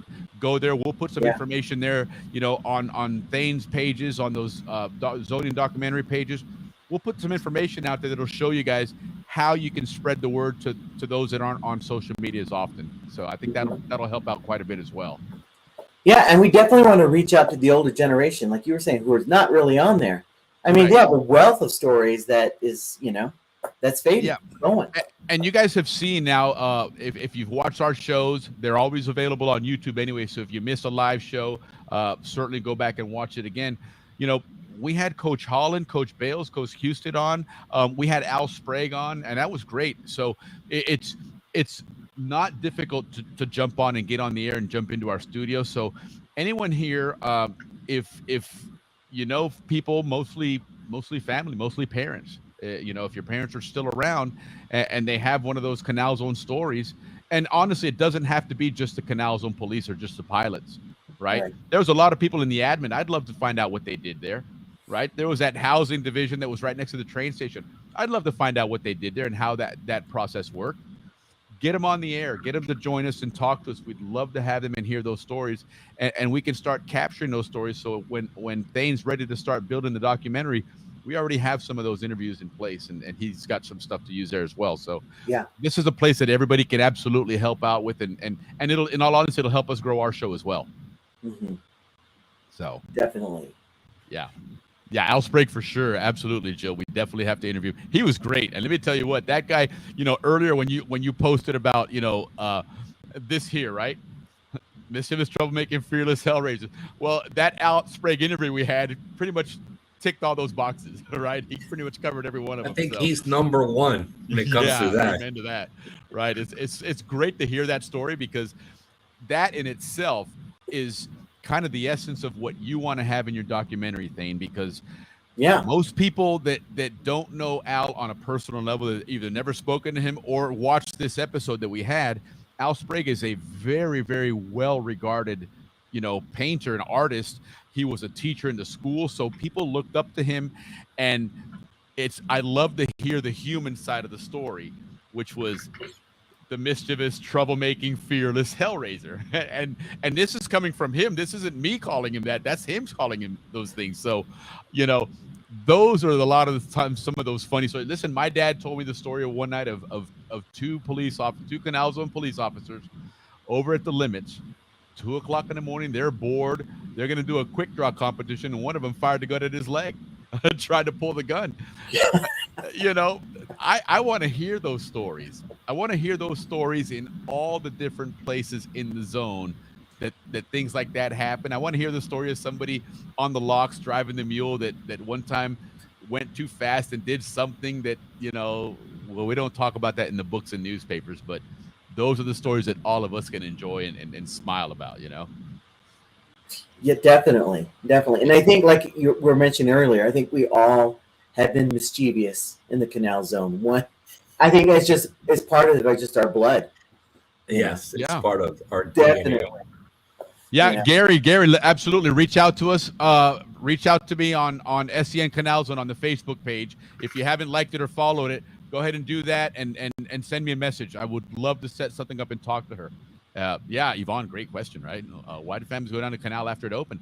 It's interesting. One of the things that Dave told us in his show a couple months ago was that at one point early on, they recognized that, listen, you're starting to move families down here, and the Canal Zone back then in the early 1900s was not the Canal Zone we grew up in. Okay, there wasn't a lot of big roadways everywhere. There wasn't this Panama City with maybe bars and restaurants and the causeway and all that stuff. That was not the Canal Zone. So how do you get people to come and live down here and stay here and make that canal, the Panama Canal, operational? You had to improve things and bring in recreation activities and all that kind of stuff. And we look back at the Zonian records at the museum, the old yearbooks from the 1920s. They've got sports going on. They got baseball, basketball. I mean, they recognize that in order to have, for lack of a better term, a community that's going to stick around, you had to throw in there more than just great construction and great plans for a canal. You had to make it livable and enjoyable, because God knows it was when we grew up. I think we reaped a lot of the benefits. Amen to that. Yeah, there were already baseball parks out there and swimming pools and all kinds of stuff that you could go into. Yeah, no, for sure. So now next step then. So we can start capturing email addresses, and then what are your thoughts then as far as where do you feel we need to be in order to switch gears now? And I'm using the term loosely, but for you to get to where you want to make this documentary, because that's the one question everybody keeps asking: when, what's going to happen here? Kind of like Andrew said, when does this project start? Yeah.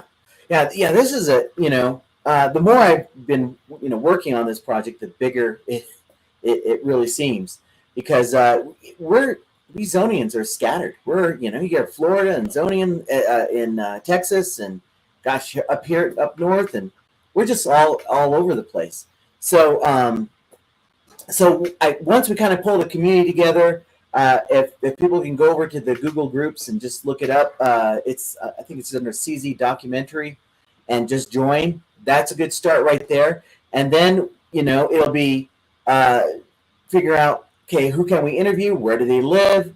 And we'll get into more and more of building this thing, because once we have all that kind of stuff put down, and we're like, we have a good idea who we're going to interview and where we have to go, then there's going to be some more of the structural part of it that has to be built. Absolutely. And I, like I said, I work in film. I know the filmmakers. I know some studios and stuff like that, because I'm looking at doing something that in my, at least my hopes is National Geographic kind of quality. I want everything to be beautiful. I want it to be like to represent Zonians really well. And well, you have some of that under your belt anyway. I mean, you've I've got the great work. I've got the some of the connections, but it's there's a lot of details. There's a lot of hoops to jump through. Absolutely. Well, why don't we plan on in the very near future then have you back on, and not that I'm cutting you off now, but it just came to mind. I don't want to forget it, but let's have you back on and put together almost like a training session to show people this is how we're going to get you guys on. This is where you go to click on to join this community. This is where you go, and this is what we need. We can put together some forms to send people out and fill this out, send it here at this address, or again, coordinate through the website. But get this thing going. And again, guys, bookmark this, put something on your calendars, although I'm not sure what date, but something that maybe by the first week in September, we can maybe get you on to get the ball rolling on building this community, because the sooner we get this community built, the sooner we can go ahead and move forward. Yeah, Bill, the Panama Canal Museum, absolutely. Thane's been working with them, and so have we. Ricky had a great conversation with them at the reunion, been corresponding with them since then. They've got some people traveling, but in the next couple of weeks, we're going to have several folks from the Panama Canal Museum on here as well. And so, yeah, that's another great opportunity and a great resource to have for sure. Absolutely. Yes, definitely. So, definitely. But other than that, then let's go back now to your story, Thane, a little bit. Sure. So again, people can get a little bit more of a feel for what you're bringing to the table here. What are some of the projects you've done already in the past that?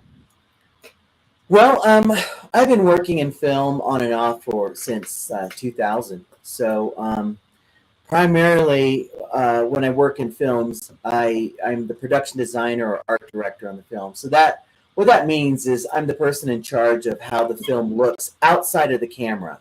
So that means sets and sometimes overseeing the props and things like that. Not necessarily I'm in charge of props. You have a props guy for that, but you're in charge of how the film's supposed to look. Right. And so you're working with the director primarily, sometimes the producers as well. And so I've been doing that for a long time, and I've also done other positions within film, but those are the two that I primarily do. And then like I said, I have a background as well in film directing. So I've done a few different little projects here and there. But like I said, mostly I've been working more in the visual part of the film side of it. So now when you work on a documentary, when you put a documentary on, put it together actually, and you start building it, what is typically a time frame? So assuming then that you reach that point where you're like, hey, okay, our community has reached this level where now let's start production here. How does that work? Well, a documentary is a little bit different. In that, a film is more structured in the sense that because you have a script, you've got X amount of pages within that script. And so you gauge like, okay, we're going to be shooting somewhere between 5 to 8 pages a day. A documentary is different because we're going to interview somebody.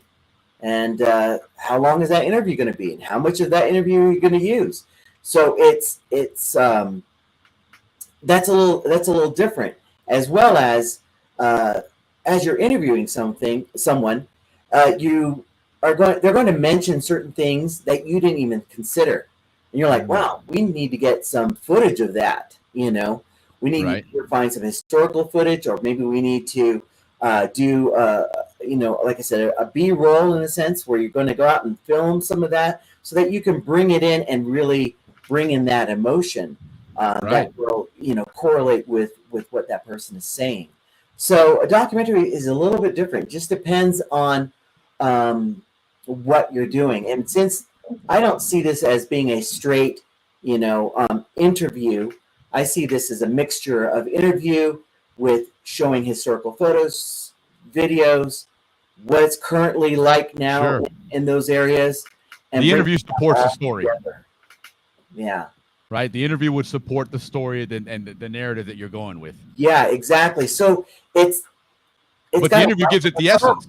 It moves on its own, you know. Yes. Yeah. But yeah, I'm thinking, you know, probably anywhere between 90 minutes and 2 hours. I don't, you know, probably closer to maybe the 90 to 120 minute, you know, documentary is what I'm thinking. Well, don't let Ricky help you write that shit because it'll be about 9 hours long, man. Easily. It'll be like a mini series at that point. So, but no, actually, you know, for all kidding aside, Ricky's family has a rich history with not just the Canal Zone, which is what's really amazing. I mean, you know, his family has kind of transcended all of that in Panama, all the way back to the early formative days. You know, great great grandfather Ricky was part of that inner circle. Yeah, part of the founding fathers. My great grandfather, yes. His name is Don Aristides Royo, just like the guy that was president. Right. And like I said on the past podcast, he came with you know, they fought in most of the Panamanian early politicians like Amador Guerrero, Belisario Porras, those guys.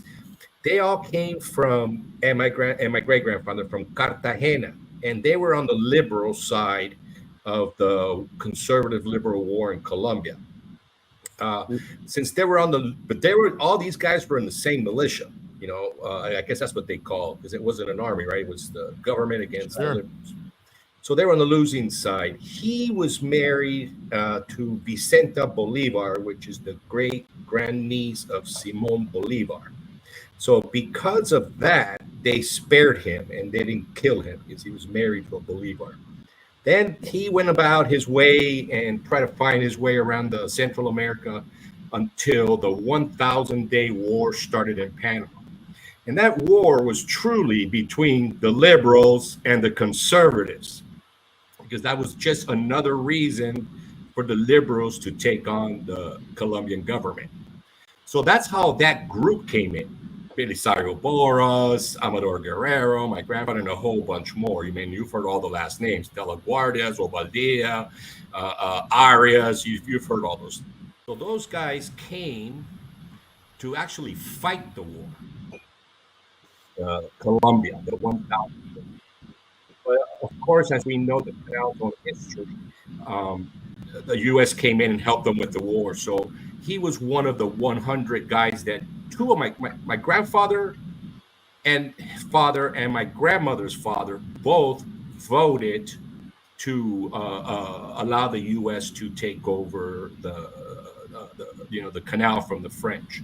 So that's where it actually comes. My family starts in Panama, so which makes us, third generation or fourth generation. But we were there from the gate.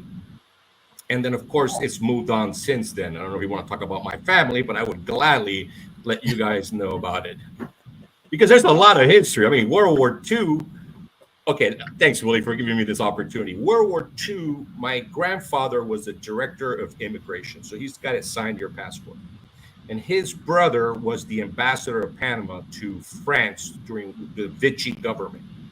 And if you guys remember, this was the time where they were taking Jews to the concentration camps. So what the Royos did during World War II was, and this is the reason why there's a ton of Jews in Panama, was that they were bringing a lot of Jews from France, all over Europe, to Panama. And this is one of the reasons why we have such a ginormous Jewish community in Panama. And then it keeps on, but I'll stop there because there's still more to talk about. So yes, my family is very, very invested in the history of Panama. That's cool. And the Canal Zone as well. That's a great legacy.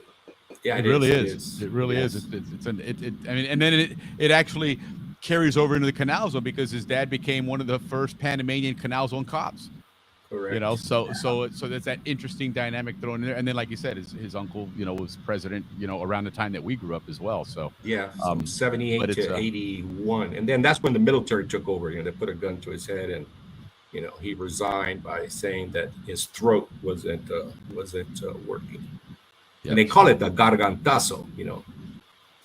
Yep. But enough of that, guys. Enough of that. Really, this is about the Canal Zone. Yes. The Ricky History Show will be on another episode. In the near future. Stand but by. I'll gladly talk about them because it's a great I no doubt you will.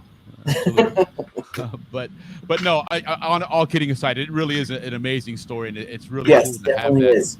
You know, and but now going back to then the documentary, talking about a 90-minute documentary. What does a 90-minute documentary involve as far as production time, and how does all that work? Just from your curiosity standpoint.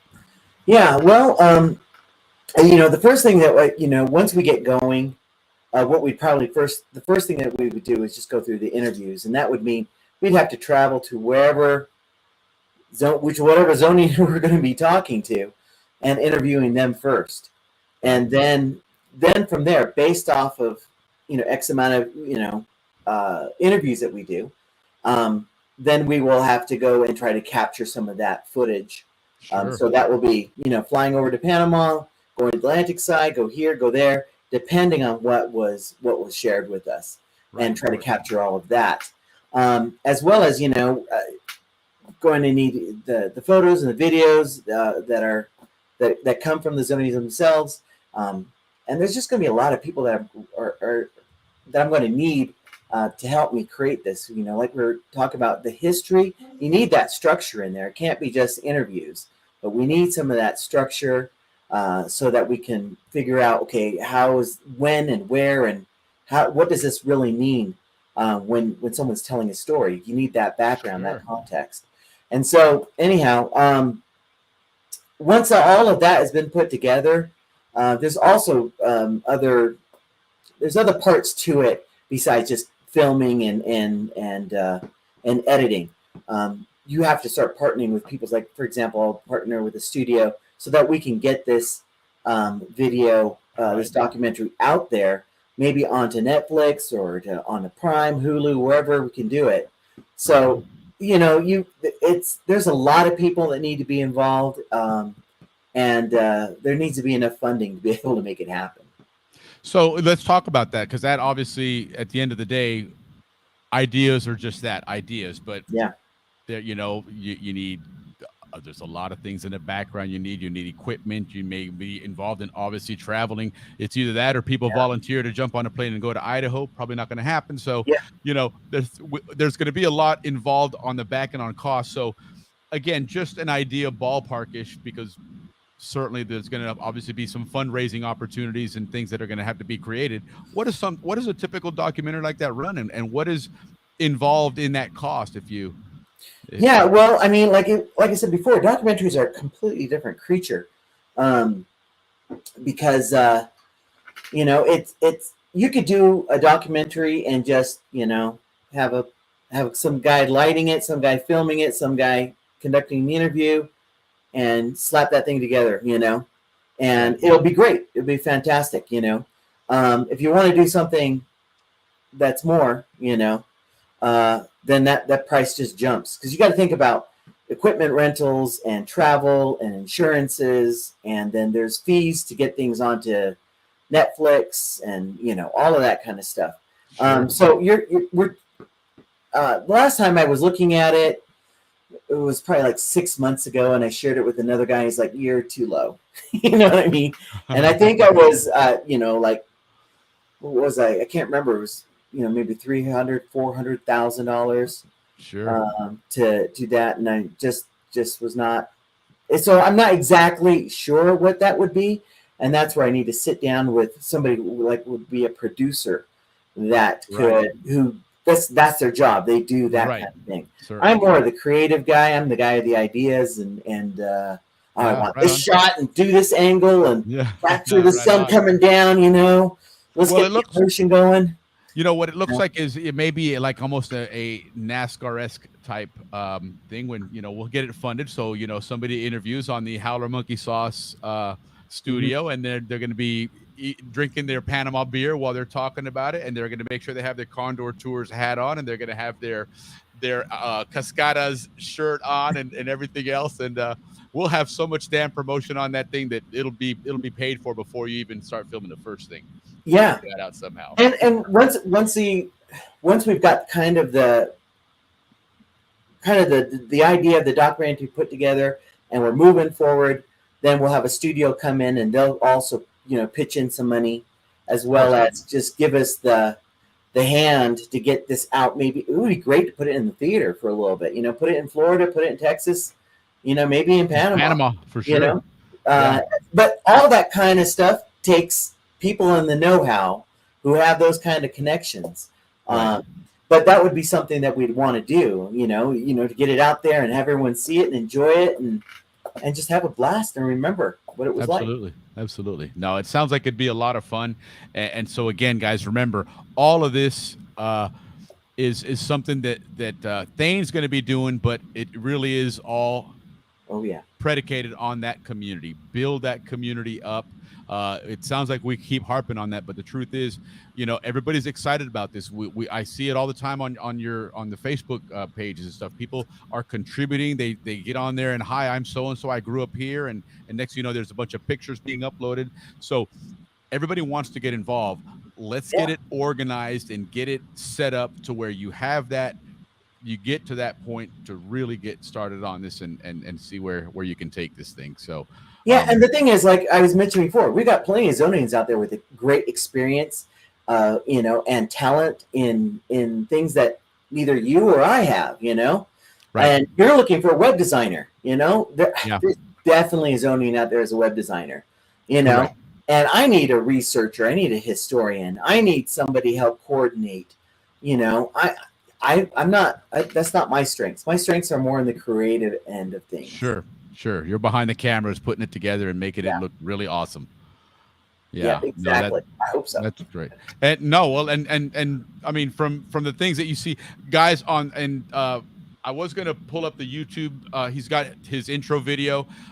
We'll share the link on the SCN Canal Zone page. I'll put it up there as well. Take a look because it's really cool. And it gives us, in one sense already, the style and the person that's behind the camera putting this together. But it was you introducing this documentary. So check it out if you haven't seen it. It's really cool.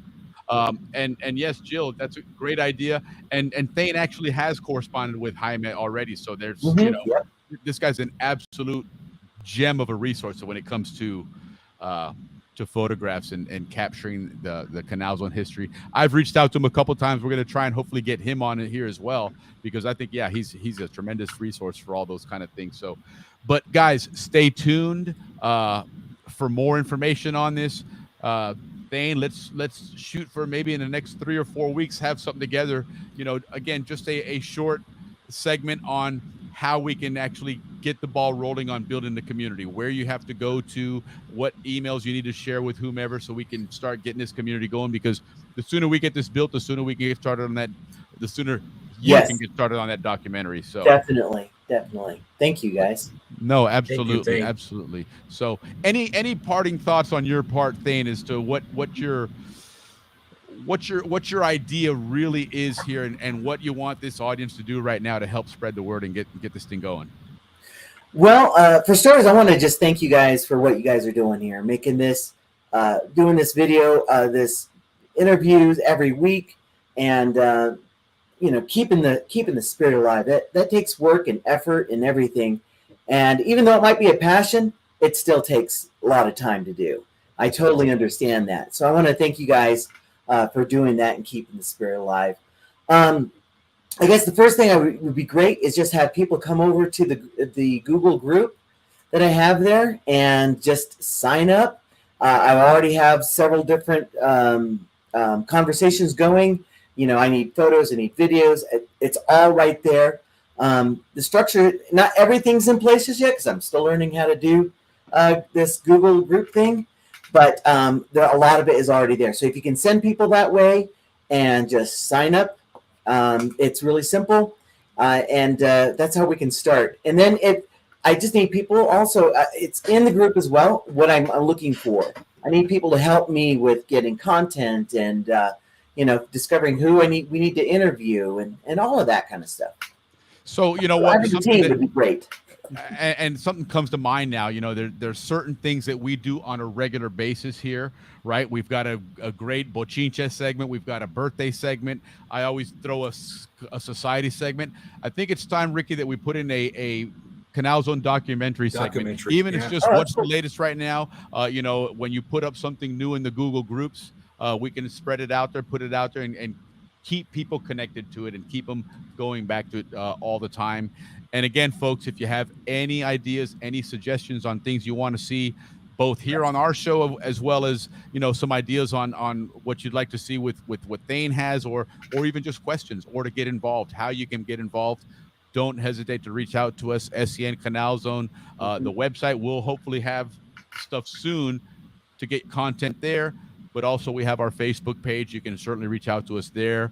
And then again, we've got the Facebook pages for the Canal Zone documentary. There's several of them. There's an Atlantic Side one, which, by the way, Atlantic Siders, get more involved, help us out here. I did notice the Atlantic Side Facebook page, they didn't I think I'm able to post now live. I don't think I'm gonna have to wait a couple of weeks to get my posts updated there, but if not, Thane's got an Atlantic Side page there as well that you guys can reach out to and connect to as well. We'll go ahead and start tapping into that one ourselves to try and get people on our show, because at least that one and I really appreciate you letting me post on your Facebook pages, but at least when I post on there, it shows up right away, not 3 weeks later. So and I wanted to say, this is our story. This is not my documentary.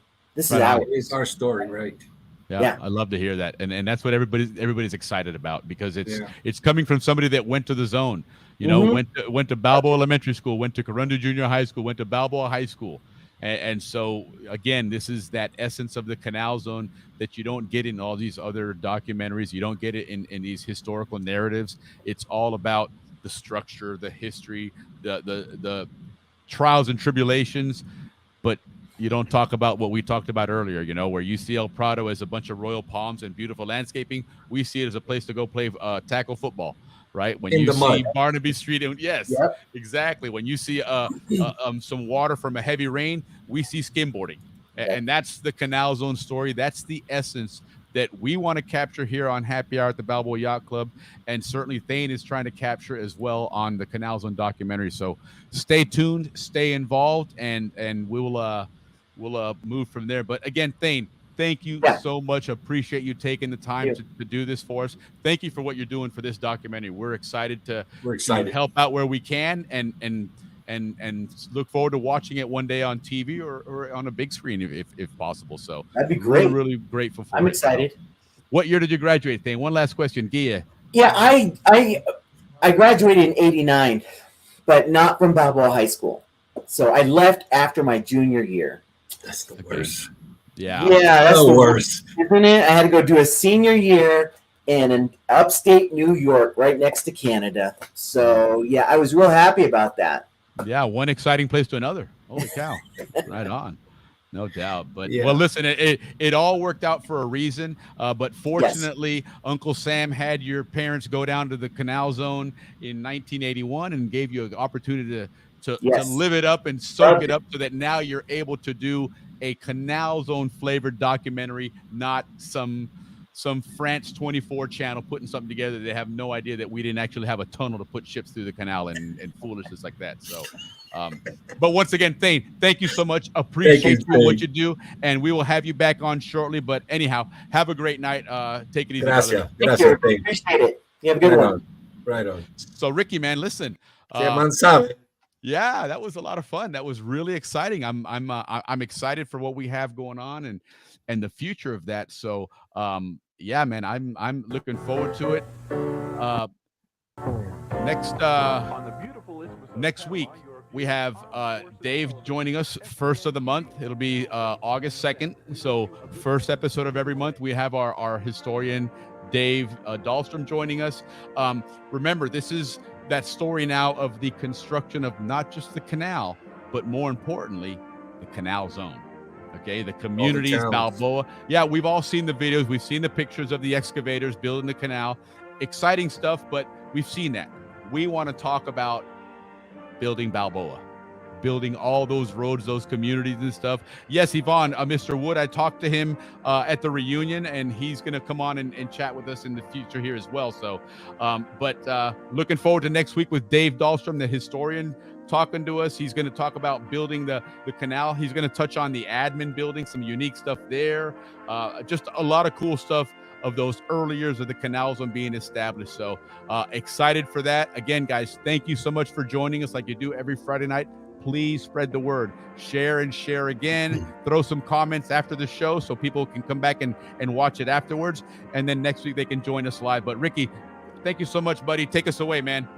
Thank you, everybody. Again, you know we love you very much for being a part of us and sharing your time with us. Thank you. We love you, and we'll see you again.